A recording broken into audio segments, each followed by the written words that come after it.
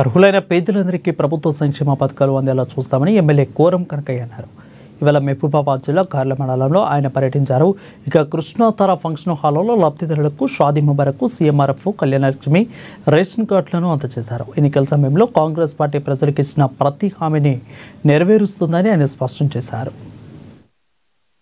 అందరూ కూడా ఏదో ఒక సంక్షేమ పథకం ఇచ్చాడు. గొప్ప ప్రభుత్వం ఏదైనా ఉందంటే రేవంత్ రెడ్డి గారి ప్రభుత్వాన్ని మనందరం కూడా ఆలోచన చేయాలి.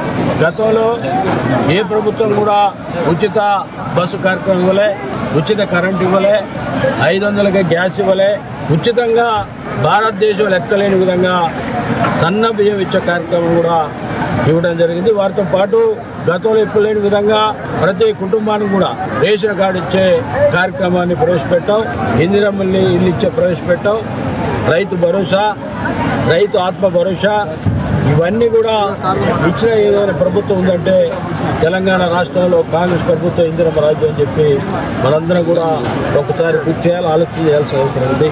మరి గతంలో చాలా ప్రభుత్వాలు చెప్పాయి, ఇల్లు ఇస్తూ ఉన్నారు, రేషన్ కార్డు ఇస్తూ ఉన్నారు, లోన్లు ఇస్తామని చెప్పి మోసపూరితమైన మాటలు చెప్పినట్టు ప్రభుత్వం గతంలో ఉండే బీఆర్ఎస్ ప్రభుత్వం.